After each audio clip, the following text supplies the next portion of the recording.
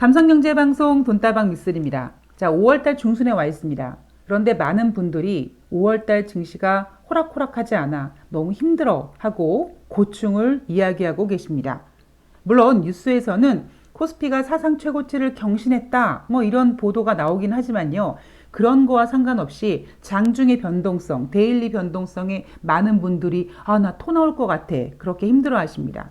그리고 우리나라 주식시장을 그렇게 힘들게 하는 요인이 바로 달러에 있습니다. 자, 오늘 돈다방 미쓰리는요, 이렇게 주식시장이 혼란스러운 만큼 호재와 악재를 깔끔하게 정리해 드리도록 하겠습니다. 자, 우선 지난주 금요일이요, 미국에서는 4월달 고용지표를 발표했습니다. 그동안 미국의 경제지표가 너무 좋다 보니 4월달 경제지표 중에 가장 중요한 고용지표도 그 랠리를 이어받아 정말 좋은 지표가 나올 거야 라고 기대했던 예상과는 달리 예상보다 부진한 고용지표가 발표가 됐습니다. 사실 원래 미국은 고용지표가 굉장히 중요하거든요. 그러면 고용지표가 예상보다 부진했다면 아이쿠 경제가 안 좋은 거 아니야? 이렇게 실망을 해야 되는데 지금 상황에서는요 오히려 고용지표가 부진하군. 그렇다면 미국이 금리를 인상하지 않겠군. 이런 안도감에 미국은 상승 랠리를 이어갔습니다. 그리고 그 덕분에 5월 10일 월요일 우리나라 주식시장은요.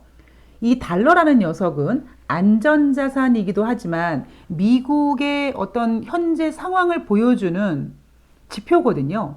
그러니까 미국 고용지표가 부진해. 그러면 미국이 뭐 그렇게 잘 나가는 건 아닌 것 같아. 뭐 이런 오히려 안도감 덕분에 달러 인덱스가 하락했고요.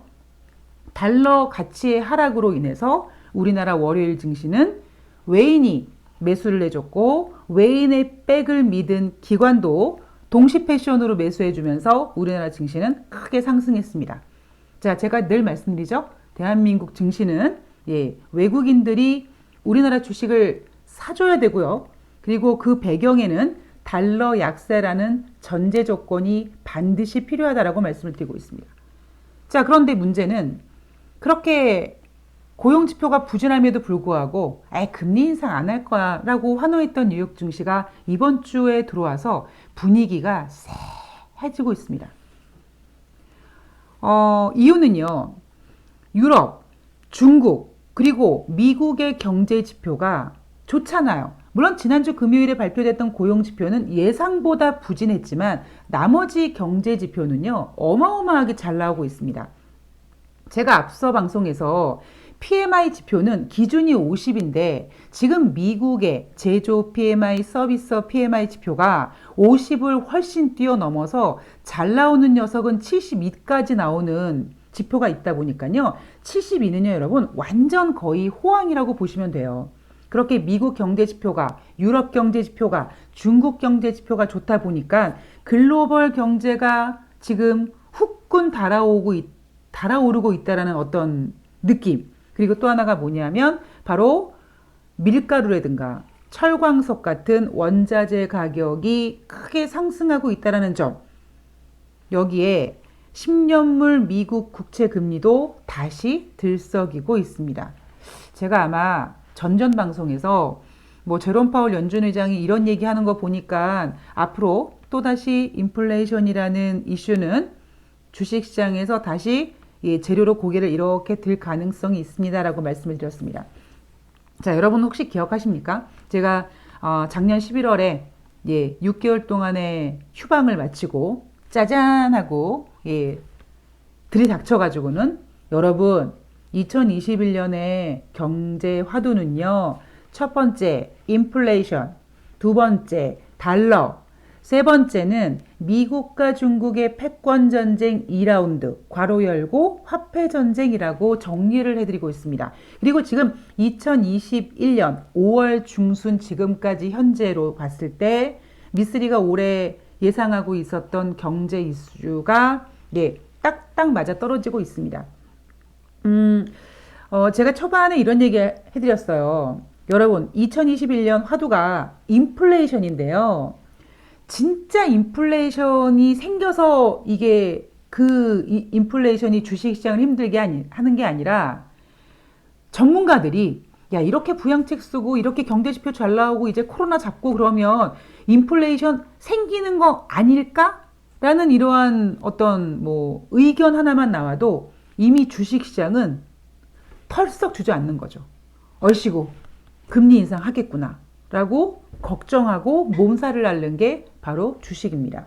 그래서 올해 연초에는요, 인플레이션이 생긴 게 아니라 이제 백신도 접종 맞게 되고 경제 지표도 잘 나오고 조 바이든 대통령이 열심히 부양책을 지금 사용하고 있으니 2021년 경제는 무조건 좋아질 거야. 그럼 물가가 올라갈 거야. 그럼 인플레이션이 생길 것 같지 않니라는 그런, 즉 인플레이션의 인자만 나왔을 때 미국 국채금리가 1.7%를 넘어가고 인플레이션 우려감에 증시가 한번 몸살을 앓았습니다.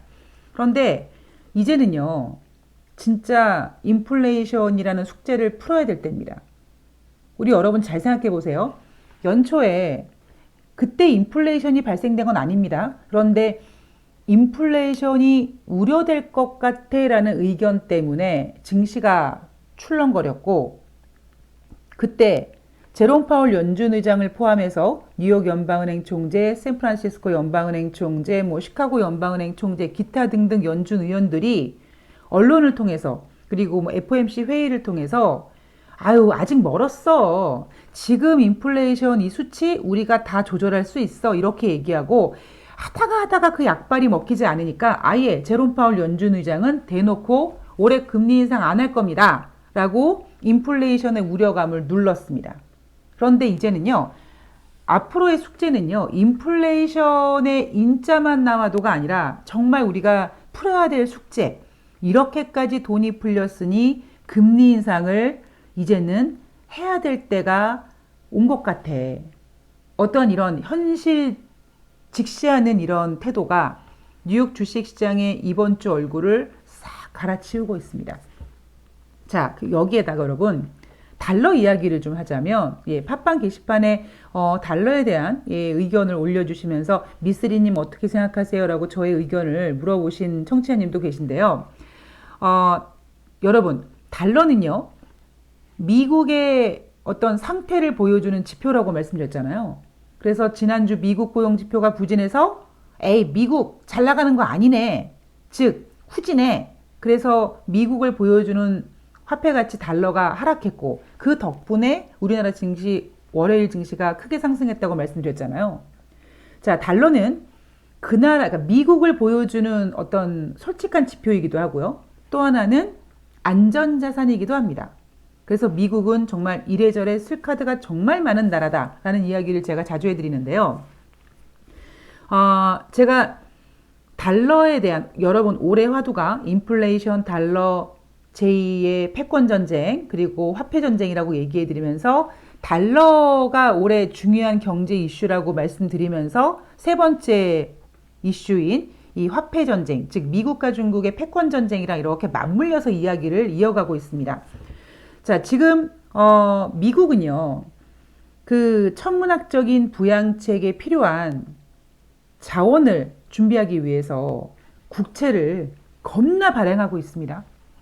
그래서 여러분 3월 달에 미국의 10년물 국채 금리가 1.6%, 1.7% 이렇게 올라갔던 이유가, 물론 인플레이션의 우려감이 발생돼서 10년물 금리를 자극한 부분도 있지만, 그때 1조 9천억 달러 경기 부양책에 대한 자원을 마련하기 위해서 미국이 국채를 발행했고, 그 국채 수요가 잘 진행이 됐는지, 공급과 수요가 잘 있어서 얼만큼 미국 국채가 잘 팔렸는지, 사실 그 이슈와도 같이 맞물려서 미국 국채 금리가 출렁거렸던 겁니다. 자, 여러분 앞에 방송에서 제가 이런 얘기 해드린 적이 있어요. 3월 10일 날 미국은요, 10년물 국채 380억 달러를 발행합니다. 그러면서 제가 뭐라고 말씀드렸냐면, 그런데 미국이 어떻게든지 좀 다행스럽게, 그러니까 2월 하순에 발행한 국채는 입찰률도 별로 안 좋고, 그래서 여러분 국채는, 채권은 금리와 가격이 반대로 움직이니까 10년물 국채를 발행했는데 수요가 별로 많지 않아서 결국 가격은 다운되고 금리는 상승하는 이런 상태가 벌어지면서 미국의 10년물 국채 금리가 출렁거렸습니다. 그리고 제가 이렇게 얘기해 드렸죠. 2월 하순에 2월 25일인가로 기억하는데요. 그때 입찰이 좀 되게 힘겹게 진행이 됐는데 3월 중순에 진행된 미국의 10년물 국채 금리는 잘 진행이 됐다. 다행스럽게. 그런데 좀 미쓰리의 고개를 갸우뚱하게 만드는 부분이 바로 뭐냐면 외국인들이 미국 국채를 사주는 그 수요가 예전과 같지 않다. 하물며 2008년도 금융위기 이후에 미국은 미국의 재건을 위해서 국채를 발행했는데 2009년도에는 외국인들이 미국 국채를 매수해주는 평균이 19% 정도였다고 합니다. 근데 이번에는요, 몇 프로였다고요? 6%밖에 되지 않았습니다. 6%에서 8% 정도 수준에 미쳤다고 합니다. 그만큼 지금 미국은 재원 마련을 위해서 국채를 열심히 발행하고 있는데 그 국채를 외국에서 사주는 게 아니라 미국 내 금융기관이나 이런 공공기관에서 계속 그냥 매수해 준다라는 거죠. 왜 이럴까요, 여러분? 제가 여러분 첫 번째 올해 이슈가 인플레이션, 두 번째 달러, 세 번째 화폐 전쟁이라고 얘기했는데 여러분 뭐 인플레이션에 대한 이슈는 제가 더 이상 부연 설명드리지 않아도 앞에 방송 보시면 미쓰리가 역시 점쟁이 빤스를 훔쳐 입었구나 라고 인정해 주실 거고 달러 같은 경우에는 지금 역시 변동성을 보이고 있지만 여러분 제닛 옐런 재무장관이 약달러 원치 않는다고 얘기했고 그리고 약달러를 원치 않는다고 이야기한 근본적인 이유가 중국과 화폐 전쟁을 준비한다라고 말씀을 드렸습니다. 미국은 지금요. 미국에서 만든 디지털 화폐를 지금 만들고 있어요. 한 3년 정도 걸린다고 합니다. 그런데 지금 중국은요. 미국과 패권 전쟁을 위해서 열심히 중국 여러 지역에 디지털 화폐를 뿌리면서 디지털 화폐를 이제 국민들 일상에서 아주 친근하게 만들고 있습니다. 그렇게 어찌 보면 중국이 디지털 화폐라는 걸 가지고 새 판을 짜고 싶어 하는 거죠. 여전히 그런데 여러분 달러의 영향력은 굳건합니다. 그런데 제가 여러분 올해 인플레이션, 달러, 화폐 전쟁 뭐 이렇게 얘기해 드리면서 지금 묘하게 좀 이렇게 체크를 해봐야 되는 부분이 있는데요. 여러분들은 단순히 지금 코로나19가 이제 없어지면 경기가 좋아질 것이다. 뭐 경제 지표가 좋으니 인플레이션이 걱정은 되지만 제롬 파월 연준 의장이 금리를 인상하지 않는다고 했다. 이런 거에 지금 우리가 심취되어 있는데요. 더 중요한 거를 좀 보자면 제가 아까 여러분 3월 10일 미국에서 국채 발행을 했는데 입찰은 잘 됐지만 외국인들의 수요가 8%밖에 안 됐다. 자, 지금 어떤 상황이 전개되고 있냐면요. 달러와 표시 자산 비중, 즉 달러로 표시되는 자산의 비중이 점점 신흥국에서 비중을 줄여가고 있다고 합니다. 1995년 이후에 처음으로 전 세계적으로 달러화로 표시되는 자산의 비중이 60% 아래로 다운됐다고 합니다. 2001년도에는요, 무려 70%를 육박했다고 하는데, 그때 대비 지금 달러의 영향력이 그때보다는 좀 약해지고 있는 거죠. 자, 누가 이렇게 달러의 영향력을 약화시키고 있는가? 여러분, 제가 앞에 방송에서 이런 얘기 해드렸어요. 중국과 러시아가 손을 잡았다. 얘네가 왜 손을 잡았을까요?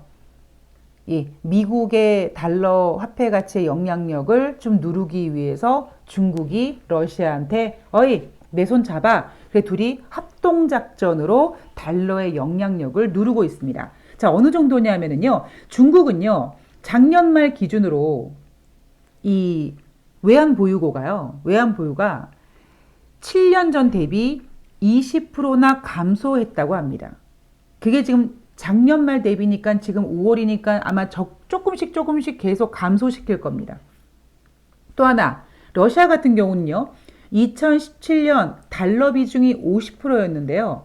작년 말 기준으로 20%나 급감했다고 합니다. 그리고 오히려 러시아 같은 경우에는요. 작년 말 기준으로 미국의 달러를 가지고 있는 그 양보다 금을 갖고 있는 양이 더 많다고 합니다. 자, 여러분 이게 뭘 의미할까요? 지금 여러분 미국과 중국의 제2의 패권전쟁, 화폐전쟁이 진행되고 있는 겁니다. 그런데 여기에 미묘한 우리가 체크를 해봐야 되는 게 있는데요. 그게 뭐냐면 여러분 금도 어차피 달러로 거래해요. 예. 그리고 국제 유가도 달러로 거래합니다. 그래서 오히려 만약에 러시아가 뭐 금을 많이 보유한다라고 했을 때 결국 그 거래는 달러로 거래가 됐겠죠. 그래서 아직까지는 달러의 영향이 굉장히 큽니다만 제가 오늘 방송에서 여러분들께 드리고 싶은 말씀은 자, 여러분 2021년 화두는 인플레이션, 달러, 그다음에 미국과 중국의 화폐 전쟁, 즉 패권 전쟁 2라운드의 진행 상황이 지금 시작이 되었습니다. 눈에 보이진 않아요. 그런데 미국은 자기네들이 달러를 가지고 있는 그 영향력이 워낙 크잖아요. 중국은 그 영향력에 힘을 뺏고 싶은 겁니다. 그런데 위안화로는 달러를 이길 수가 없어요. 그래서 중국이 하는 짓이 뭐냐면 러시아와 손을 잡고 달러의 비중을 줄임으로써 달러의 영향력에 힘을 빼고 있고 중국은 디지털 화폐, 디지털 위안화로 어떤 새로운 세계에 대한 새로운 글로벌 어떤 트렌드를 보면서 달러의 영향력을 디지털 위안화로 좀 전환시키기 위해서 열심히 그 작업이 진행되고 있습니다. 그리고 여러분 지금 어떤 일이 전개되고 있습니까? 뉴스엔 이제 나오지도 않아요. 그런데 여전히 지금 미얀마에서는요. 올해 2월 1일부터 시작된 미얀마 사태가 진행 중입니다. 그리고 이스라엘과 하마스 무력 대립이 지금 격화되고 있습니다. 그리고 미국의 송유관이 해킹당했는데 이게 뭐 러시아의 소행이니 뭐니 이런 얘기가 나오고 있습니다. 제가 그랬죠, 여러분? 조 바이든 대통령은 지금 코로나19를 빨리 좀 이렇게 밀어내고 경제를 재건하는 거에 올인이 되어 있지만 이게 어느 정도 이제 좀 눈에 보이게 좋아지면 바로 대외적으로 중국한테 뺏길 것 같은 그 영향력을 제거하는 작업을 할 겁니다. 그 첫 번째가 뭐냐면 주지 않겠다는 백신을 나눠주겠다고 하고 있고 하물며 지금 미국이 북한에다가도 백신 주겠다고 하고 있잖아요. 미국이 북한이 이뻐서 그러겠습니까? 아니에요. 중국의 영향력을 좀 밀어내게 하기 위해서 그렇습니다. 그리고 미얀마 사태든 아니면 뭐 대만 사태든 홍콩이든 아니면 이스라엘 뭐 이런 그 하마스 대립 이런 것들이요. 결국에는 유엔에서 중재를 하고 뭐 유엔에서 어떠한 결과물을 내놓겠지만 유엔에서 부딪히는 거는 중국과 미국입니다. 그래서 단순히 여러분 지금 5월 달까지 코로나 백신 맞고 경제 재개되고 이런 이슈가 주식시장에 반영이 됐다면 이제 2021년 하반기는 경제보다는 그러니까 경제는 물론 인플레이션이냐 아니냐 이런 우려를 계속 안고 가겠지만 그 이외에 보이는 혹은 보여지지 않는 미국과 중국의 패권 전쟁을 여러분들 잘 체크하셔야 됩니다. 그리고 그 가운데는요, 달러가 있습니다. 모르겠습니다. 여러분께서 오늘 제 방송에 대해서 좀, 그렇게 돌아가는구나 라고 좀 이해가 되셨으면 좋겠고요. 앞으로 이런 얘기에 대해서는 제가 계속 방송에서 얘기를 해드릴게요. 돈다방 미쓰리를 제가 진행하면서, 제 스스로 좀 뿌듯함을 느끼는 건 뭐냐면, 미쓰리가 얘기하는 그 이야기가 뭐 결과적으로 맞든 틀리든 저는 일관성 있게 얘기를 계속 하는 거죠. 그게 언뜻 들으면 사골국 우려먹듯이 한 얘기 또 하고 한 얘기 또 하고 그런 느낌이 드실 수도 있지만 무엇보다 저는요 뭐 경제건 혹은 인생이건 어떠한 문제가 발생됐을 때 뚝심 있게 중심을 딱 잡고 진행하는 것이 해결 방법을 찾는 거라고 생각하거든요. 제가 매해마다 여러분 올해 증시의 화두는 뭘 것 같습니다. 뭘 것 같습니다. 이렇게 말씀을 드리고 있고 거기에 대해서 계속 저의 변화되는 생각 혹은 일관성 있게 진행되는 생각을 전해드리고 있습니다. 자, 다시 한번 말씀드리지만 2021년 첫 번째 화두는 인플레이션, 두 번째는 달러, 세 번째는 미국과 중국의 제2차전, 패권전쟁 2차전, 화폐전쟁입니다. 제가 그랬죠. 여러분, 미국이 금리를 인상하면 신흥국이 힘들어요. 여러분, 미국이 경제를 좋게 해야지, 좋게 해야지 라고 해서 좋아질 수 있는 거에 한계가 있습니다. 반대로 중국이 미국을 달러 인덱스, 달러의 영향력을 죽여야지 막 노력해도 어느 정도의 한계가 있습니다. 그 얘기는 제가 여러분들께 부탁하고 싶은 건 미국이 경제가 좋아져서 금리를 인상한대. 이렇게 아베마 같이 단편적인 생각을 하지 마시고요. 금리 인상을 못하게 되는 상황도 발생될 수 있고요. 그리고 제가 방송에서 여러분 중국이 미국이랑 지금 화폐 전쟁만 하려고 그런대요. 뭐 이런 상황에서 자기네들 중국이나 미국이 자기네들이 원치 않는 대로 진행이 될 수 있습니다. 여러분 그게 인생이잖아요. 여러분 살아가시면서 여러분들이 원하시는 대로 일 진행된 거 별로 없지 않습니까? 경제도 마찬가지입니다. 그래서 제가 그런 것까지 고려해서 일관성 있는 이야기에 계속 살을 붙이고 새로운 정보를 유입시키고 그때그때 상황에 대해서 점검해 드리는 만큼 돈다방 미쓰리를 청취하시는 혹은 시청하시는 분들은 좀 꾸준히 보시면서 머릿속에서 이렇게 미쓰리가 해주는 어떤 그런 이야기 그 동화 같은 이야기를 쭉 머릿속에만 그리시면 여러분들의 경제관념이 좀 확고히 잡히실 거라고 생각합니다. 자, 오늘 방송은 여기까지고요. 저는 다음 방송에서 찾아뵙도록 하겠습니다. 오늘 날씨가 굉장히 덥다고 하는데요. 예, 더위 먹지 마세요. 벌써부터 먹으시면 여름에 큰일 납니다. 예, 더위 먹지 마시고요. 오늘 건강하고 행복한 하루 되시면 좋겠습니다. 고맙습니다.